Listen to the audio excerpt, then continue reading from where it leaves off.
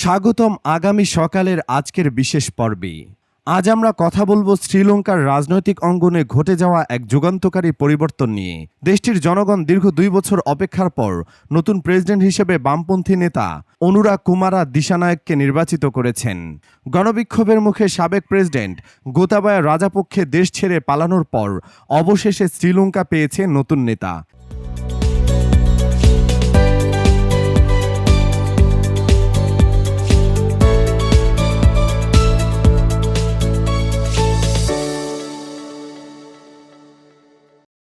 নির্বাচন কমিশনের তথ্য অনুযায়ী অনুরা কুমারা দিশানায়েকে 42.31% ভোট পেয়ে বিজয়ী হয়েছেন। তার নিকটতম প্রতিদ্বন্দ্বী সাজিদ প্রেমাদাসা 32.76% ভোট পেয়েছেন এবং বর্তমান প্রেসিডেন্ট রনিল বিক্রমাসিংহে মাত্র 17% ভোট পেয়েছেন। এই নির্বাচনে প্রথম পর্যায়ের ভোটে কেউই নিরঙ্কুশ সংখ্যাগরিষ্ঠতা অর্জন করতে পারেননি। তাই দ্বিতীয় দফার ভোট গণনার পর রাত 8টার দিকে নির্বাচন কমিশন অনুরা কুমারকে বিজয়ী ঘোষণা করেন। এ বিজয়ের মধ্য দিয়ে শ্রীলঙ্কা প্রায় 1.5 দশক ধরে চলে আসা রাজাপক্ষে পরিবারের আধিপত্যের অবসান ঘটল। স্বাধীনতার পর থেকে শ্রীলঙ্কার মূলত 2টি রাজনৈতিক দল এবং তাদের জোট শাসন করে আসছিল। এর মধ্যে রাজাপক্ষে পরিবারের নেতৃত্বাধীন ইউনাইটেড ন্যাশনাল পার্টি বা ইউএনপি একাধিকবার প্রেসিডেন্ট এবং প্রধানমন্ত্রী নির্বাচন করেছে, কিন্তু 2022 সালে গণবিক্ষোভ ও দীর্ঘ একক আধিপত্যের অবসান ঘটিয়েছে। স্মরণ করুন সেই বিক্ষোভের দিনগুলো। খাদ্য, জ্বালানি এবং ঔষধের তীব্র সংকটে জনগণ তখন রাস্তায় নেমেছিল। অসন্তোষ চরমে উঠলে হাজার হাজার বিক্ষুব্ধ মানুষ ঢুকে পড়ে তৎকালীন প্রেসিডেন্ট গোতাবায়া রাজাপক্ষের সরকারের বাসভবনে। শেষমেশ তিনি দেশ ছেড়ে পালাতে বাধ্য হন। এর পরপরই রনিল বিক্রমাসিংহকে প্রেসিডেন্ট হিসেবে নির্বাচিত করে শ্রীলঙ্কার সংসদ। কিন্তু পরিস্থিতি পাল্টেছে। শ্রীলঙ্কার সাধারণ জনগণ এখন নতুন আশায় আলো দেখছে। অনুরা কুমারা দিশানায়েকের নেতৃত্বে শ্রীলঙ্কা কিভাবে নতুন এক রাজনৈতিক অধ্যায়ে প্রবেশ করবে তা নিয়ে জনগণের মধ্যে ব্যাপক কৌতূহল রয়েছে। তার দল জনতা বিমুক্তি পেরমুনা এর আগে কখনো শ্রীলঙ্কার প্রধান বিরোধী দলও ছিল না।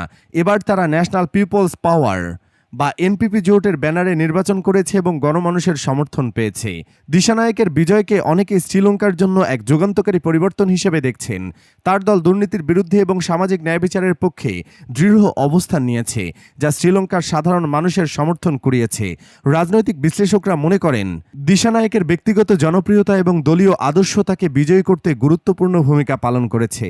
তবে এই নির্বাচনের পরেই শুরু হচ্ছে নতুন প্রেসিডেন্টের আসল চ্যালেঞ্জ। শ্রীলঙ্কার অর্থনীতি গত কয়েক বছর ধরে দেউলিয়া অবস্থায় ছিল। রনিল বিক্রমাসিংহের নেতৃত্বে সরকার কিছুটা ঘুরে দাঁড়ানোর চেষ্টা করলেও আইএমএফের কঠোর শর্ত এবং কর বৃদ্ধির সিদ্ধান্ত জনগণের জীবনযাত্রা আরও কঠিন করে তুলেছিল। তাই অর্থনৈতিক সংকট মোকাবেলার দায়িত্ব এখন পুরোপুরি অনুরা কুমারার কাঁধে। বিশ্লেষকরা বলছেন শ্রীলঙ্কার জনগণ এই পরিবর্তন থেকে একটি নতুন শুরু আশা করছে। অনুরা কুমারা দিশানায়েকের কতটা দক্ষতার সঙ্গে দেশটির অর্থনীতিকে পুনরুদ্ধার করতে পারেন এবং আন্তর্জাতিক মুদ্রা তহবিলের শর্ত পূরণ করতে গিয়ে সাধারণ মানুষের জীবনযাত্রা কতটা স্বাভাবিক রাখতে পারেন, সেটাই হবে তার নেতৃত্বের আসল পরীক্ষা। এখন প্রশ্ন হচ্ছে তিনি শ্রীলঙ্কার এই তীব্র সংকটময় অবস্থায় কী ধরনের পদক্ষেপ নেবেন এবং নতুন প্রেসিডেন্ট হিসেবে কেমনভাবে দেশকে নেতৃত্ব দেবেন। আগামী সকালেই প্রেসিডেন্ট হিসেবে শপথ নেবেন অনুরা কুমারা দিশানায়েকে। শ্রীলঙ্কার প্রেসিডেন্ট সচিবালয়ে হবে এই শপথ অনুষ্ঠান, তবে তা হবে খুবই অনাড়ম্বরভাবে। এই ছিল আজকের আগামী সকালের বিশেষ পর্ব। আপনার মতামত আমাদের কমেন্ট সেকশনে জানাতে ভুলবেন না। সাথে থাকুন আগামী সকালের। ধন্যবাদ।